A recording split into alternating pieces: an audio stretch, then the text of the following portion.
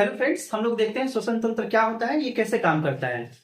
मैं जब छोटा था तो सोचता था श्वसन का अर्थ होता है सिर्फ सांस लेना और सांस छोड़ना, लेकिन इतना ही नहीं होता है। श्वसन में बहुत कुछ होता है। आइए हम लोग देखते हैं श्वसन तंत्र क्या होता है। देखिए, सबसे पहले ये समझते हैं कि हम लोग सांस लेते कैसे हैं। देखिए, जब भी हम लोग सांस लेते हैं तो हवा जो होता है नाक के जरिए होते हुए, ये ट्रेकिया के जरिए होते हुए फेफड़े में आती है। ठीक है, जब हम लोग सांस छोड़ते हैं तो यही हवा फेफड़े से फिर बाहर निकल जाती है। ये कैसे होता है, ये देखिए। फेफड़े के नीचे जो होता है वो डायफ्राम होता है। फेफड़ा किस पे टिका होता है? डायफ्राम पे टिका होता है। ये डायफ्राम क्या होता है, जब फूलता है तो ये ऊपर की ओर उठता है, और ये जब ऊपर की ओर उठता है तो ये फेफड़ा क्या होगा, ये सिकुड़ेगा। और जब सिकुड़ेगा तो इसके अंदर की जो हवा होगी वो कहाँ निकलेगी, बाहर निकल जाएगी। फिर जब डायफ्राम नीचे आएगा तो ये फेफड़ा क्या होगा, फिर से वापस अपनी पोजीशन पे आएगा, यानी फैलेगा। जब ये फैलेगा तो ये हवा जो है कहाँ आएगी, अंदर की ओर आएगी। आप इसे ऐसे समझ सकते हैं। इसको तो आपने जरूर देखा होगा, जब आइसक्रीम वाले आइसक्रीम बेचने आते थे तो ऐसा ही भोंपू लेकर के आते थे। ठीक है, तो ये भोंपू क्या करते थे, ऐसे बजाते थे तो इधर से हवा निकलता था। जब ये दबाते थे तो हवा इधर से इधर निकल जाता था, तो ये आवाज करता था। जब ये छोड़ देते थे तो वापस फिर हवा अंदर आ जाता था, और ये फिर से वापस फूल जाता था और अपने पोजीशन में आ जाता था। फेफड़ा भी इसी तरह काम करता है। हमारा हाथ समझ लीजिए कि डायफ्राम है। जब हम लोग इसको दबाते हैं तो हवा कहाँ निकलेगा, बाहर निकलेगा। फिर जब हम लोग हाथ हटा लेंगे तो ये वापस अपनी पोजीशन पे आएगा, और जब वापस पोजीशन पे आएगा तो अंदर हवा इसको भरने के लिए आ जाएगी और ये फूल जाएगा वापस से। तो फेफड़ा भी इसी तर्ज पे काम करता है। तो फेफड़ा भी ऐसे ही काम करता है। देखिए, जब ये डायफ्राम ऊपर जाएगा तो ये क्या होगा, फेफड़ा सिकुड़ जाएगा। क्योंकि जगह तो है नहीं तो ये सिकुड़ जाएगा। जब ये सिकुड़ जाएगा तो इसमें भरी हवा कहाँ चली जाएगी, इसमें भरी हवा बाहर निकल जाएगी। ठीक है, फिर जब ये डायफ्राम नीचे जाएगा तो फेफड़ा वापस अपनी पोजीशन में आएगा, और ये फिर फूलने लगेगा फेफड़ा। तो हवा जो है फिर अंदर की तरफ आके इसमें भर जाएगी। तो ऐसे हम लोग सांस लेते हैं, सांस छोड़ते हैं। फेफड़ा जो होता है बिल्कुल स्पंज जैसा होता है, स्पॉन्जी होता है। फेफड़ा ठीक वैसे ही होता है जैसे बर्तन धोने वाला स्पंज होता है। उसको जब दबाते हैं तो दब जाता है, और जब छोड़ते हैं तो वापस अपनी पोजीशन में आ जाता है। अब आप लोग समझ गए होंगे कि फेफड़ा कैसे सिकुड़ता है, कैसे फैलता है, और अंदर बाहर हवा कैसे आती जाती रहती है। अब आगे समझते हैं। अब देखिए श्वसन मार्ग में क्या क्या होता है। सबसे पहले नाक होता है। नाक के जरिए हवा अंदर आती है, इसको हम लोग नासा छिद्र बोलते हैं। जो दो छेद होते हैं उसे क्या बोलते हैं, नासा छिद्र बोलते हैं। इसी के जरिए नाक में हवा अंदर आती है, और इसके बाद ये जाती है नासा कपाट के जरिए इस ट्रेकिया में। देखिए, नाक के अंदर क्या होता है, छोटे छोटे बाल होते हैं।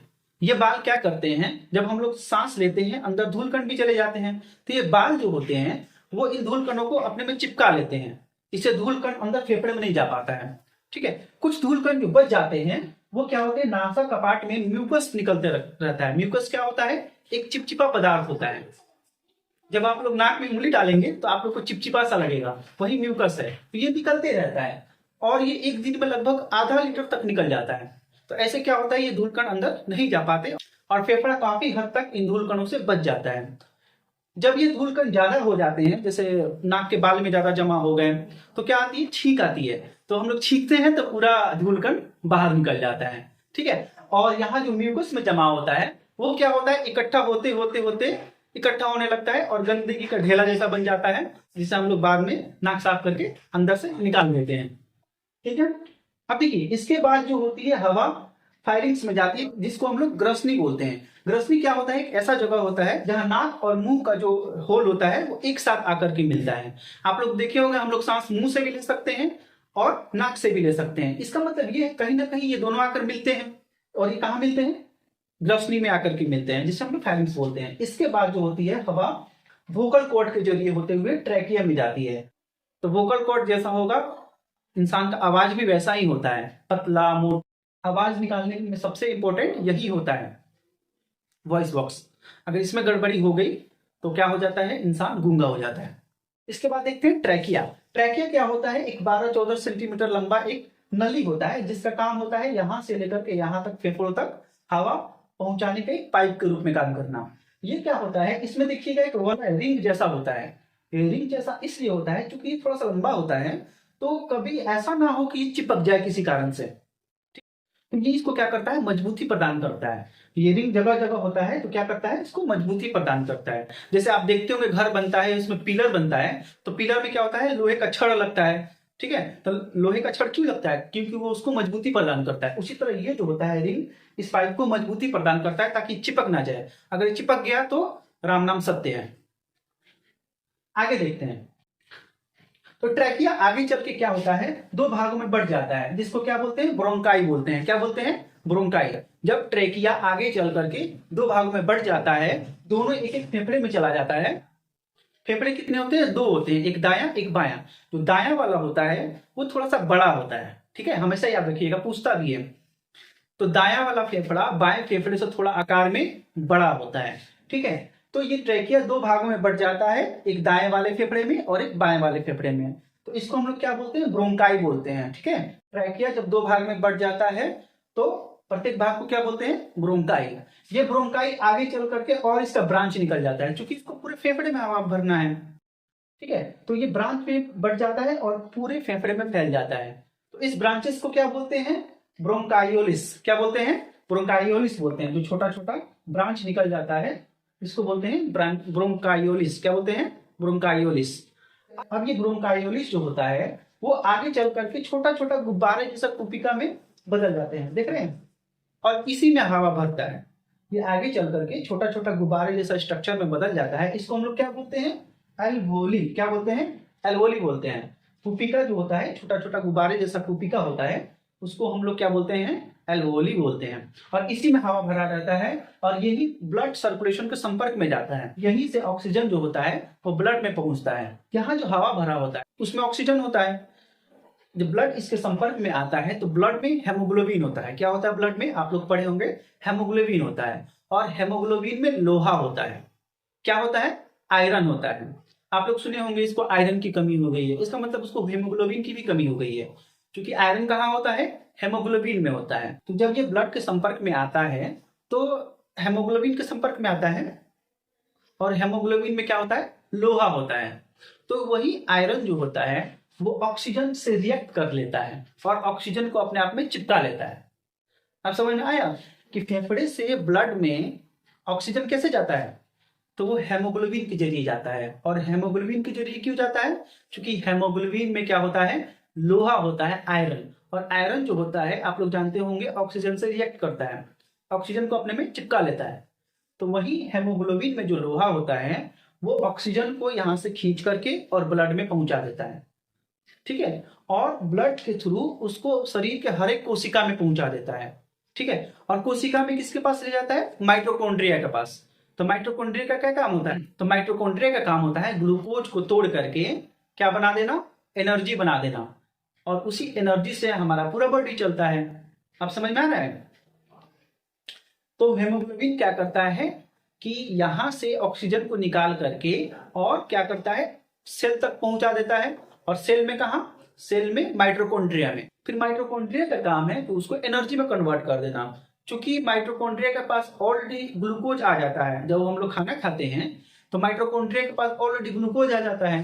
तो ग्लूकोज वहां से मिल गया और ऑक्सीजन यहां से मिल गया, फेफड़े के जरिए हेमोग्लोबिन के जरिए होते हुए कहाँ चला गया, माइटोकॉन्ड्रिया में। तो माइटोकॉन्ड्रिया को जब ग्लूकोज मिल गया, ऑक्सीजन मिल गया, तो वो क्या करता है, तो उसको तोड़ करके माइटोकॉन्ड्रिया क्या बनाता है, माइटोकॉन्ड्रिया बनाता है, याद रखिएगा, एनर्जी, वाटर और कार्बन डाइऑक्साइड।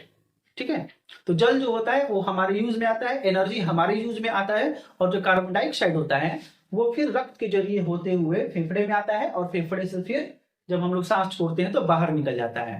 तो ये प्रोसेस चलते रहता है। ठीक है, ये प्रोसेस दिन भर चलते रहता है। जब हम लोग खा रहे हैं, सो रहे हैं, उठ रहे हैं, बैठ रहे हैं, ये चलते रहता है 24 घंटे। देखिए, जब हम लोग सांस लेते हैं तो क्या होता है कि हम लोग पूरा सांस एक साथ अंदर ले रहे हैं। ऐसा नहीं कि ऑक्सीजन छांट करके ले रहे हैं, ऐसा नहीं होता है। हम लोग ऑक्सीजन नहीं छांटते हैं, हम लोग पूरा सांस एक साथ लेते हैं। अब हवा में जो भी है, धूल, मिट्टी, कण, ऑक्सीजन, नाइट्रोजन, कार्बन डाइऑक्साइड, सब एक साथ ले रहे हैं। ठीक है, तो जब हम लोग सब एक साथ लेते हैं तो फेफड़े में सब भरेगा एक साथ, चाहे जो भी वातावरण में जो भी गैस है सब एक साथ भरेगा। हमारे वातावरण में 78% नाइट्रोजन है, ऑक्सीजन 21% है और 0.03% कार्बन डाइऑक्साइड है। तो हम लोग सब एक साथ ले लिए। अब हमें जो है नाइट्रोजन का कोई जरूरत नहीं होता है, फेफड़े के जरिए जो बॉडी हमारा होता है नाइट्रोजन नहीं लेता है। ठीक है, हवा के जरिए हमारा बॉडी नाइट्रोजन नहीं लेता है। खाने के जरिए जो खाने में नाइट्रोजन लेते हैं प्रोटीन के जरिए वही काम आता है, जो हम लोग हवा के जरिए लेते हैं वो नाइट्रोजन काम नहीं आता है। इसीलिए जितना नाइट्रोजन हम लोग अंदर लिए, ठीक है, सांस के रूप में जितना लिए वो पूरा का पूरा फिर बाहर आ जाता है। यानी कि 78% लिए 78% बाहर, बॉडी इसको नहीं लेता है। ऑक्सीजन लेता है, अभी बताया हेमोग्लोबिन में जो लोहा होता है वो क्या करता है, इसको रिएक्ट करके और सेल तक पहुंचा देता है, माइटोकॉन्ड्रिया तक पहुंचा देता है। तो 21% अंदर गया, लेकिन उसमें से 4% क्या हुआ, यूज हो गया, बाकी का 17% ये वापस बाहर निकल जाता है। कार्बन डाइऑक्साइड जो 0.03% था, यानी लगभग 0%, वो बढ़ के कितना हो जाएगा 4%। जो 4% यहाँ यूज हुआ था ऑक्सीजन, वही क्या बन गया, कार्बन डाइऑक्साइड बन गया और वही वापस से बाहर निकल जाता है। अब हम लोग समझते हैं ग्रसनी के बारे में। जब हम लोग सांस लेते हैं तो मुंह से भी सांस ले लेते हैं और नाक से भी सांस ले लेते हैं। क्यों? क्योंकि इन दोनों का पाइप आकर के एक ही जगह मिलता है, ठीक है। तो जब ये एक ही जगह मिलता है तो सवाल ये है कि जब हम लोग खाना खाते हैं तो वो फूड पाइप के जरिए होते हुए हमारे पेट में जाता है, जबकि हम लोग सांस लेते हैं तो वो फेफड़ा में जाता है, जबकि ये एक ही जगह आकर मिलता है। तो ऐसा कैसे हो जाता है? देखिए क्या होता है कि जहां ये दोनों मिलते हैं, नोज और माउथ वाले, जहां नोज और माउथ दोनों के जहां ये दोनों आकर के मिलते हैं ना, नोज वाला और माउथ वाला, वहां ये एक पत्ती जैसा एक पार्ट होता है, इसको हम लोग बोलते हैं इपिग्लोटिस। क्या बोलते हैं? इपिग्लोटिस। ये इपिग्लोटिस बहुत इंपॉर्टेंट है। क्या होता है, जब हम लोग सांस लेते हैं तो ये खुला हुआ होता है। देखिए ये खुला हुआ है यहाँ से। क्या होता है, जब हम लोग सांस लेते हैं तो ये मुंह या नाक जिस भी जरिए से आया, ये यहाँ आराम से फेफड़े में चला जाता है।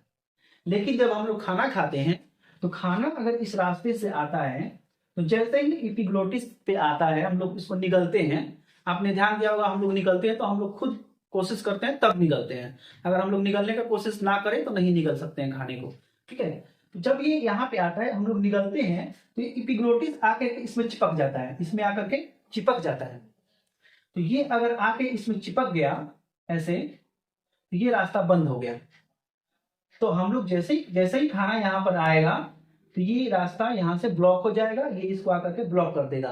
तो खाना कहाँ जाएगा? यहाँ जाएगा, स्टोमक में। यहाँ नहीं आ सकता है क्योंकि यहाँ पे इसने ढक्कन की तरह इसको बंद कर दिया है। और फिर जैसे ही लोग निगल लेंगे, ये वापस से जैसे था वैसे हो जाएगा।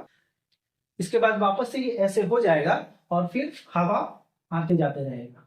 तो आप लोग समझ गए होंगे कि जब हम लोग खाना खाते हैं तो वो स्टमक में ही जाता है, फेफड़ा में नहीं जाता है। लेकिन कभी कभी क्या होता है, हम लोग खाना खाते वक्त बात करने लगते हैं, ठीक है, खाना खाते खाते अपनी गर्लफ्रेंड को याद करने लगते हैं।